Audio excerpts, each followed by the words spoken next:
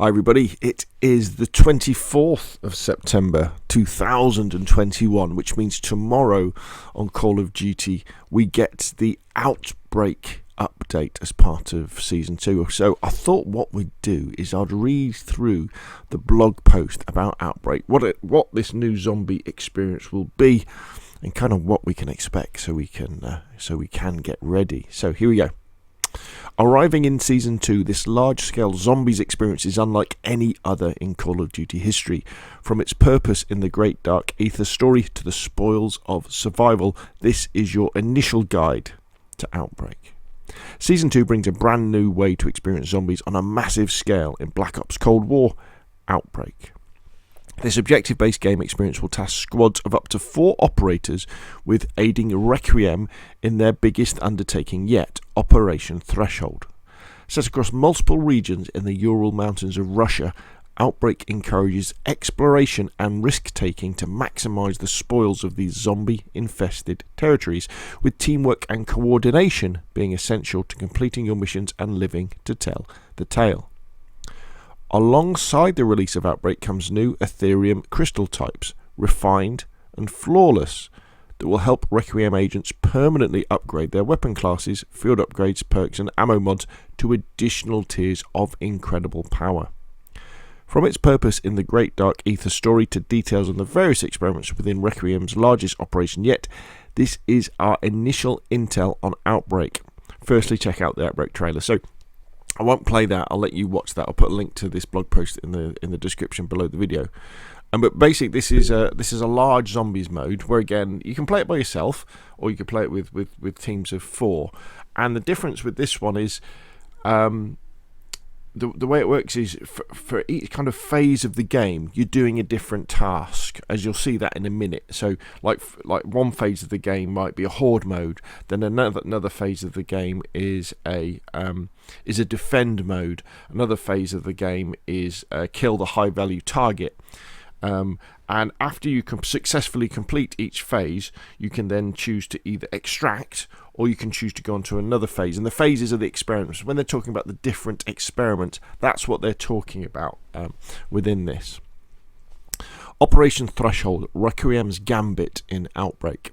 Across Die Machine and Firebase Z, Requiem learned just how far ahead Omega Group, that's the bad guys, is in their arms race to harvest Ethereum, potentially an even deadlier secret war compared to the public conflict between the East and West. After several desperate attempts to catch up to their adversaries, the CIA-backed international research group and task force have finally discovered a major breakthrough, the largest outbreak zone on the planet. Look at this armoured zombie. Brilliant. Following this discovery, Requiem launched Operation Threshold, a multifaceted campaign involving all of Requiem's research departments. Already, Requiem's science and military research departments have identified 3 massive regions in the Outbreak Zone to explore and investigate.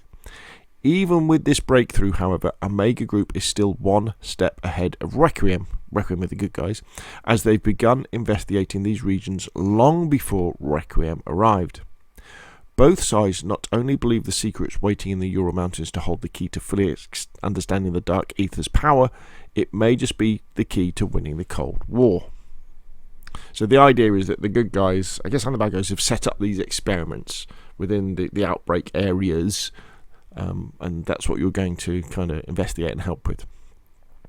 Your mission in Outbreak. Now you, the elite operators, are here to aid Requiem in their most important operation yet. Along with up to 3 other operators, your objective is to explore designated regions in the Outbreak Zone around the Ural Mountains and assist Requiem's other divisions in completing their objectives as their most elite strike team. After each experiment is done, you must either successfully exfiltrate the area, or, if you choose to accept the risk of deadly encounters, enter rift through the Dark Aether to another region to assist with more objectives. See, so that's the idea of either doing a bit and then either getting out or going on to another task. Surrounding these regions is a new aspect of the Dark Aether to contend with. First spotted at Firebase Z, the Phase. This supernatural force renders familiar areas deadly and can put previously out-of-bound zones in play. A typical Outbreak mission begins with a Requiem strike team entering one of these regions via helicopter, armed with a custom starting weapon and a field upgrade. A waypoint in the overworld, which also appears on the main map and minimap, marks the location of Requiem's primary research objective with a star. So that's where you've got to head to. Unlike any other zombies experience thus far, there are no set paths to and from the objective. Agents can take as much time as they wish to explore the area, searching for rewards either in loot chests, encountering various random events, or in activating a trial computer. For a small cost of 500 essence, Requiem agents can also take jump pads found in the region that launch them high into the air, allowing them to reach objectives safely, and if they are skilled enough, parachute to collect essence containers during the descents that can cover the cost of their flight fee, and then some. You'll see that in the trailer. It looks quite funny. No matter how squad gets to the main experiment site, their survival hinges on successfully completing this primary objective. Fail an objective and your mission is over. So you helicopter into this large area, you can wander around looting and exploring, and then you head to the main objective. Now, when you get to that main objective, you can have, this is where we have a number of experiments, the number of different things that you then have to do. Defend. As part of Requiem's research on the Dark Ether, they are curious about the genetic code on the infected. With numerous tests failing due to teams being killed or incomplete samples from the agents who submitted them, your task is to claim a fully intact sample, place it in a device to study, and defend the machine while it uploads data. Depending on the location of this device, numerous strategies for keeping the device online can be effective, like using vehicles in outdoor locations or mid-range weapons for busier locales. No matter where the device is, the usually scattered hordes of the undead will undoubtedly funnel in towards the scanning machine, making close-quarter weapons and placeable equipment or support items solid choices for defending it. So it's a defend the machine type thing. Escort. Now this is where you've got escort, this kind of drone thing. Escort. Requiem recently developed a fleet of highly advanced, yet highly vulnerable, of course they are, rovers to help them detect dimensional porters in the Dark Ether. Your mission is to ensure this rover, with its captured specimen, finds this dimensional portal somewhere in the Outbreak zone and gets through it in one piece. For this experiment, it's wise to remember back to your security detail training. Keep the principal, the rover, at centre, move as one unit, and shift to deal with threats as they come. So it's defend. It's defend the objective. Well, it's the moving objective, isn't it? So we're kind of used to game modes like this, aren't we? A bit like capture the flag. Actually, it's a bit more like defend the payload, isn't it? From like Overwatch, that sort of stuff. Retrieve. Somewhere in the Outbreak zone, there are 2 ether harvesting units that have been gathering raw Ethereum from the atmosphere and growing Ethereum crystals inside its containment canisters. These Ethereum canisters need to be extracted to a safe location quickly. Fortunately, a nearby set of rockets can carry them away from harm. That's handy. For this experiment, agents will need to carry these canisters to the rockets manually for extraction. Due to their size, they will be unable to use any of their weapons or equipment and will be rendered slower than usual. However, while carrying the Ethereum canister, your normal field upgrade is replaced by a very powerful one, which can emit a small burst of ether energy that knocks down nearby zombies, helpful in a pinch if other operators cannot pick them off. So, that's carrying the bomb, isn't it? Eliminate. Using a GPS satellite tracker, Requiem can pinpoint the exact location of HVTs, high-value targets, across dimensions. For this experiment, this tracker is used to find elite enemies who will phase into existence after their position is compromised.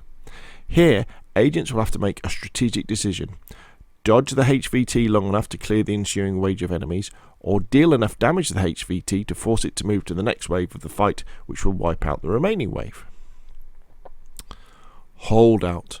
A massive unstable ether crystal is emitting alarming amounts of dark ether energy to a point where some researchers reported hearing voices as they approached it. Due to its chaotic nature, destruction is the only option on the table, although attempting to do so will send agents into the dark ether itself, where they must hold out against any undead threats until the explosives are triggered. This experiment will be the most familiar to veteran Requiem agents, as zombies will flow into the confined space where windows can be boarded up for temporary protection. Use your training to survive for as long as the timer states, and use power-ups and boarding up windows to maximise your chances of holding out. As the outbreak continues to grow, Expect to find more types of investigation to complete through the Euro Mountains. So it's kind of it's bringing all these different game modes to zombies, isn't it? Which I think is quite interesting. The beacon, to exfil or not to exfil. After successfully completing an experiment, all agents must move to a mysterious beacon marked somewhere within the region. Just like getting to the objective itself, there is no linear path to the beacon, but the roaming hordes may make some routes more viable than others. Once the beacon is activated, several useful machines will appear. These include a crafting table for creating equipment and support items, an arsenal for armour and upgrading weapons, as well as the Wonder Fizz, which dispenses a variety of perks, and of course the Pack-a-Punch machine. Agents are encouraged to use their resources at these stations before making an essential choice. Call in an exfil from the Outbreak Zone, or take a trip through a dimensional portal to a new region somewhere else in the Ural Mountains. Taking the first choice, exfil, works like it does in round-based Black Ops Cold War Zombies experiences. Get to the exfil zone, eliminate any hostiles to clear the helicopter for landing, and hop aboard to leave the area. Doing this successfully will offer additional rewards on top of what was collected in the Outbreak Zone. However, if you take the portal, your squad will begin a new, more challenging mission, travelling to the next Outbreak region to survive against even more dangerous odds. Each trip through the portal amplifies your potential rewards, but also increases the lethality of the awaiting undead horde. So that's why you kind of upgrade your weapons, don't you, at the end.